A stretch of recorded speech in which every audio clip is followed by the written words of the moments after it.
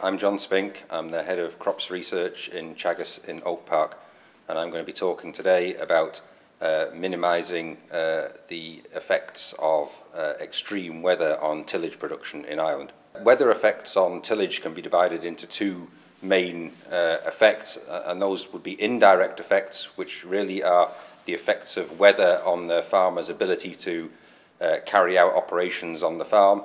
And then the second would be direct effects on crop growth, which is where obviously variation in weather affects whether the crop is growing well or growing poorly. So going to the first part of that, the indirect effects, this is really, for example, where high rainfall affects your ability to actually establish the crop in the first place, or to carry out operations through the season, such as applying fertilizers or sprays, or going to the far end of the season, your ability to actually harvest the crop, which is obviously mainly affected by high rainfall during the harvest period.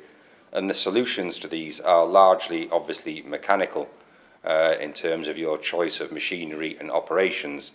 So farmers, I suppose the initial choice is whether they establish their crops with plough-based systems or through minimum tillage. There's been a shift towards minimum tillage in recent years.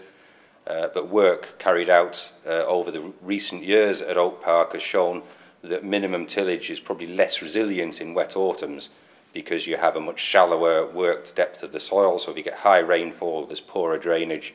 And we can see that in such autumns, you get poorer establishment with minimum tillage and lower yields compared to better autumns. But the converse of that is obviously with minimum tillage, it's a lower cost establishment system.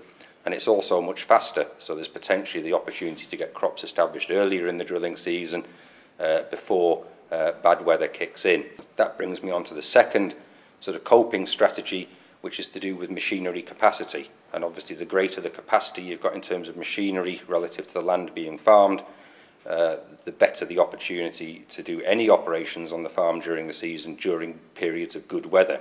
Whereas if you have a smaller machinery capacity, fewer acres per day, you need longer periods of good weather to carry out each operation. So that's something else that people need to consider.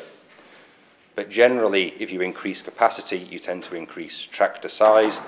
And if you increase tractor size without increasing the size of the tyres, then you increase ground pressure and reduce the number of days on which you can actually operate on the field. So there's lots of things to consider for growers in terms of getting their machinery capacity right, the right machinery relative to the land they're farming, and that goes right through the system. So they're really the main, I suppose, indirect effects in terms of considering machinery. Now, direct effects are obviously where the weather impacts directly on the growth of a crop.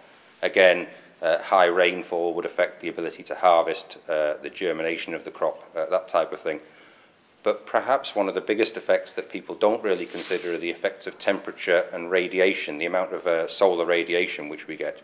And temperature drives the development of crops, so how quickly they go through their growth stages or through their life cycle, whereas light affects growth. And we've been monitoring spring barley crops across Ireland for the last 3 years, 2011 through to 2013, which have been very contrasting seasons.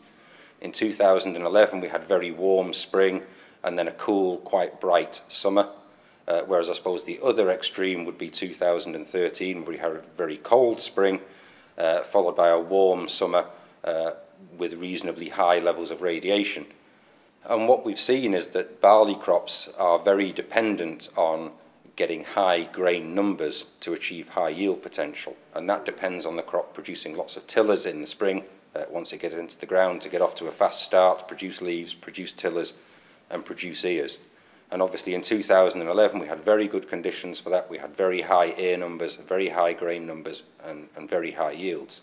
Whereas in 2013 we had a very cold spring. The crops got off very slowly. They produced somewhere in the order of 600 ears compared to 1,100 in 2011.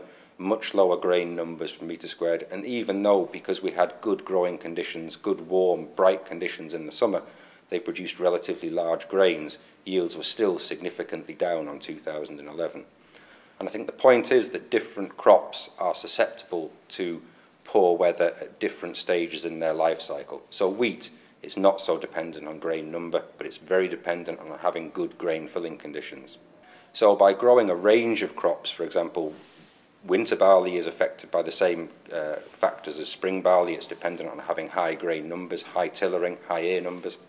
But obviously winter barley goes through that in the autumn and very early in the spring, whereas spring barley is going through that period sort of early during April. And wheat obviously needs good conditions during grain filling in June, early July period. So by growing a mix of different crops on the farm, you obviously spread the risk. And if you have a poor conditions for a few weeks or a month, which affects one crop, it'll invariably not so adversely affect the other crop. So by growing a mix of different cereals and obviously oilseed rape or other break crops, you spread the risk, and even if you get a very poor weather conditions, it won't impact on the total productivity of the farm the same as it might do if you were growing a monoculture, for example, of spring barley, whereas if you get poor conditions, all of your crops on the farm will perform very poorly.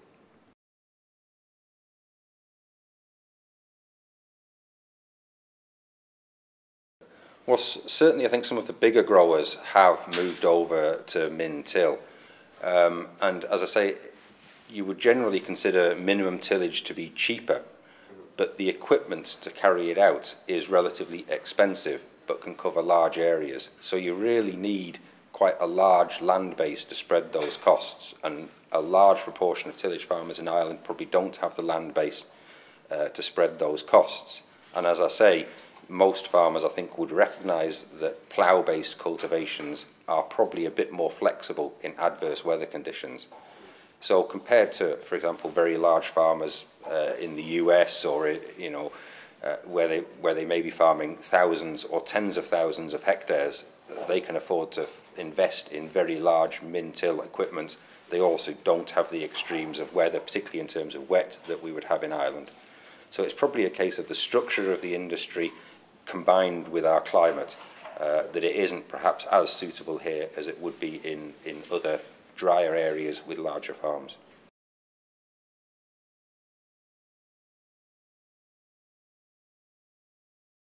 So I think in terms of farmers building resilience into their farming systems, tillage farmers as that is, and the likely increase in variability in weather that we're going to have in the future, we need to be considering the machinery makeup on the farm, thinking about investments in machinery perhaps harder than we have had to in the past in terms of how we're going to cope with getting crops established in quite variable conditions in the autumn and the spring. And that might involve considering share farming operations where you take on larger areas of farm for the same amount of machinery.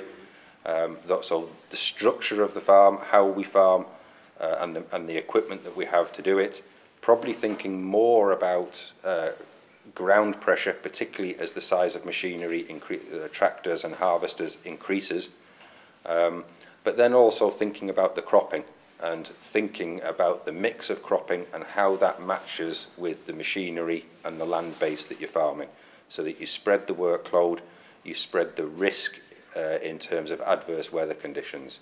So that's something that I suppose as part of the National Tillage Development Plan that was launched last year, one of the real objectives in there was to think about getting a bigger diversity of tillage crops with viable markets in the country to open up more market opportunities.